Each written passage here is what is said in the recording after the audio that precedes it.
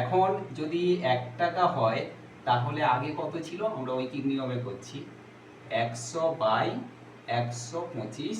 Guidance support math education ক্লাসে সবাইকে স্বাগত জানিয়ে শুরু করছি আজকের অঙ্কের ক্লাস। আজকের ক্লাসে থাকছে মোস্ট ইম্পর্টেন্ট একটা শতকরার অঙ্ক।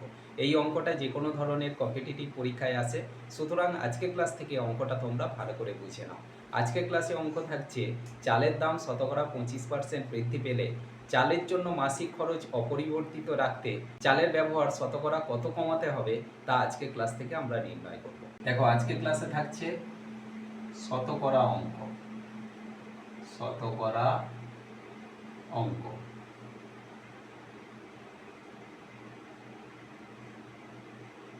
আমাদের এই অঙ্কে বলা আছে যে চালের দাম শতকরা 25% বৃদ্ধি পেয়েছে। কোনো একটা পরিবার সেই চালের জন্য বরাদ্দ খরচ অপরিবর্তিত রাখতে চায়, অর্থাৎ চালের পেছনে যে টাকা খরচ হতো সেই টাকাই খরচ করতে চায়। তাহলে চালের ব্যবহার কি করতে হবে, কমাতে হবে, এবং সেটা কত কমাতে হবে আজকে ক্লাস থেকে আমরা নির্ণয় করব। এই জন্য প্রথমে আমরা লিখব যে মনে করি আগে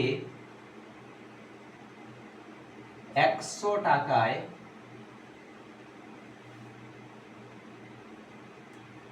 100 কিগ্রা চাল ব্যবহার হতো। চাল ব্যবহার হতো, তাহলে চালের খরচ কত ছিল, 100 টাকা, এবং সেখানে কত চাল পাওয়া যেত না, 100 কিগ্রা চাল পাওয়া যেত, এটা আমরা ধরে নিয়েছি। এখন চালের দাম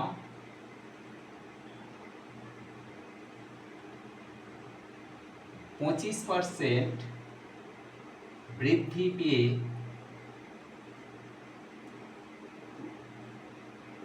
চালের দাম হয়েছে, চালের দাম হয়েছে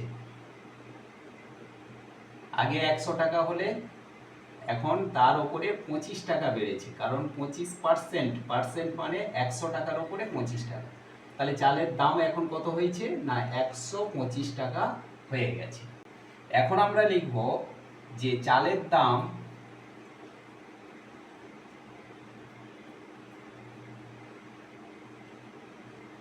এখন 125 টাকা হলে আগে ছিল কত টাকা না, 100 টাকা। এখন যদি 1 টাকা হয় তাহলে আগে কত ছিল, আমরা ঐকিক নিয়মে করছি 100/125।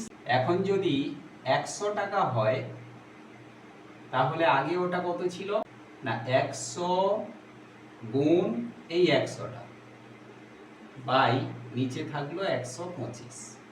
দেখো 25 দিয়ে আমরা যদি কাটি, 25 5 এ 125 আর 25 4 এ 100, এই 5টা 100-র সঙ্গে কাটলে 5 20 100। তাহলে ওপরে আমরা দেখতে পাচ্ছি 4 গুণ 20 আছে, তাহলে 4 20 গুণ করলে কত হয় না, 80। তাহলে এখন আমরা লিখব যে চালের ব্যবহার কমাতে হবে। কত কমাতে হবে, দেখো আগে 100 কিগ্রা চাল পাওয়া যেত, এখন 80 কিগ্রা চাল পাওয়া যাবে ওই টাকায়। তাহলে আমরা কত পার্সেন্ট কমাবো না, 20% কমিয়ে দেব। আশা করি আজকের ক্লাস থেকে শতকরার এই ইম্পর্টেন্ট অঙ্কটা তোমরা ক্লিয়ারলি বুঝতে পারলে। এমন সব অঙ্কের সহজ সরল ভিডিও পাওয়ার জন্য অবশ্যই গাইডেন্স সাপোর্ট চ্যানেলটিকে সাবস্ক্রাইব করে সঙ্গে থেকো।